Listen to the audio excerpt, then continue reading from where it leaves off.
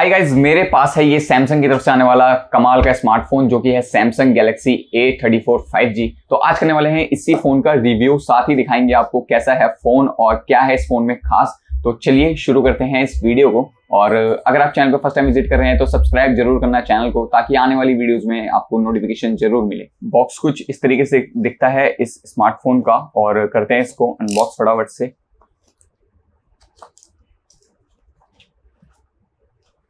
तो सामने की तरफ हमें देखने को मिलता है यहाँ पे हमारा हैंडसेट, और भाई साहब बहुत ही ज़्यादा अच्छा लग रहा है ये देखने में। और बॉक्स के अंदर और क्या चीज़ है वो भी देख लेते हैं एक बार। यहाँ पे मिलती है कुछ पेपर वर्क यहाँ पे, और उसी के साथ हमें देखने को मिलती है Type-C to C data transfer और चार्जिंग केबल। ये है भाई फ़ोन, कुछ इस तरीके से दिखता है, पर्पल कलर में है हमारे पास। तो यहाँ पे जो फोन का लुक है बहुत ही ज्यादा प्रीमियम देखने को मिलता है। पीछे से अगर देखते हैं तो ये फोन सेम एज लाइक जो सैमसंग की S सीरीज में आता है ना, सैमसंग का S23, तो सेम टू सेम उसी के जैसा लगता है ये देखने में। और यहाँ पे सेम एज इट इज जो कैमरा का सेटअप जैसा आपको S23 में देखने को मिलता है, वही सेम सेटअप आपको यहाँ पे देखने को मिलता है। प्लस आपको यहाँ पे एक रिंग लाइट देखने को मिलती है LED फ्लैश के साथ, और बैक से पूरा फोन मैट टच में है। अगर राइट साइड की बात करता हूं तो राइट साइड में आपको देखने को मिलेगा यहाँ पे power button plus volume rockers. अगर बॉटम में देखते हैं हम तो बॉटम में हमें एक स्पीकर ग्रिल देखने को मिलता है, साथ ही साथ यहाँ पे आपको Type-C चार्जिंग पोर्ट देखने को मिलता है। सिम ट्रे इस बार बहुत ही यूनिक जगह पे दी गई है यहाँ पे सैमसंग के A34 में। ऊपर की साइड इस बार सिम ट्रे दिखती है हमें, और साथ ही यहाँ पे आपको नॉइस कैंसिलेशन का माइक्रोफोन भी देखने को मिलता है। जो फिनिश है इस फोन की बहुत ही ज्यादा अच्छी है, हाथ में पकड़ने में बहुत ही ज्यादा कंफर्टेबल लगता है और बहुत ही ज्यादा लाइट वेट है। ओनली जो इसका वेट है वो 199 ग्राम्स का है ये फोन।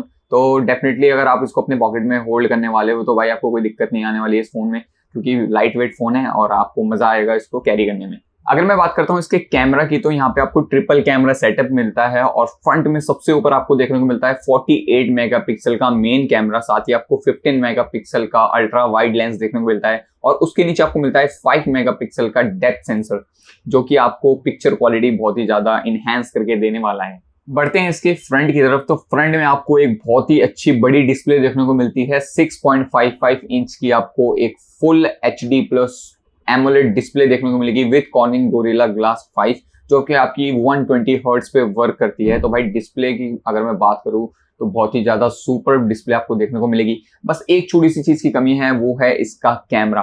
फ्रंट में आपको 13 मेगापिक्सल का सेल्फी कैमरा मिलता है, और ये जो कैमरा का जो सेटअप है ये आपका वाटर ड्रॉप आता है। अगर यहाँ पे पंच होल होता तो ये फोन जो है वो बहुत ही ज्यादा अच्छी लुक प्रोवाइड करता। तो फटाफट से इस फोन को बूट अप कर लेते हैं।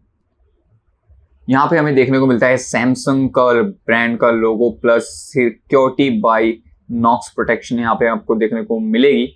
अभी हमारा फोन जो है वो बूट अप हो चुका है, और बूट अप होते ही जो फर्स्ट इंप्रेशन है फोन का बहुत ज्यादा अच्छा दिख रहा है, बिकॉज जो इसकी डिस्प्ले है वो 1000 निट्स की आपको ब्राइटनेस प्रोवाइड करती है। तो अगर आप डायरेक्ट सनलाइट में भी जाते हो तो जो ब्राइटनेस है उसकी कमी आपको देखने को नहीं मिलेगी बिल्कुल भी, और UI भी इसका बहुत ही ज्यादा अच्छा है, बहुत ही ज्यादा क्लीन है।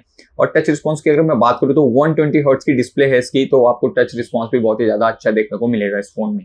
सो हम बात करते हैं इस फोन की बैटरी की, तो बैटरी इसमें आपको मिलती है 5000 मिली एम्पेयर की एक बड़ी बैटरी, जो कि आपको आराम से फुल डे का बैटरी बैकअप निकाल के देगा। अगर आप एक लाइट यूजर हो तो आराम से इस फोन को आप 2 दिन यूज कर सकते हो, और अगर आप एक हैवी यूजर हो तो भी आप इस फोन को आराम से फुल डे यूज कर सकते हो। इस फोन के साथ चार्जर तो आता नहीं है, लेकिन इसमें 25 वोल्ट का चार्जिंग सपोर्ट मिलता है आपको।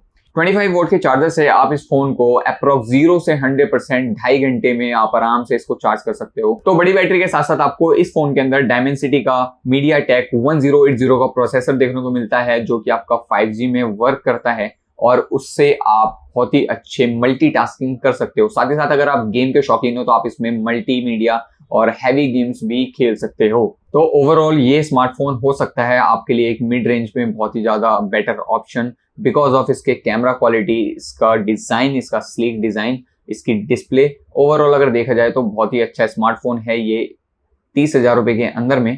तो आप इस फोन को डेफिनेटली बाय कर सकते हैं। बाकी आपको कैसी लगी ये वीडियो हमें जरूर बताएं कमेंट सेक्शन में कमेंट करके। अगर आपको देखनी है और किसी भी फोन की वीडियो तो आप वो भी कमेंट कर सकते हैं हमें कमेंट सेक्शन में। मिलता हूं आपसे एक और नई वीडियो में। Till then bye and thanks for watching this video.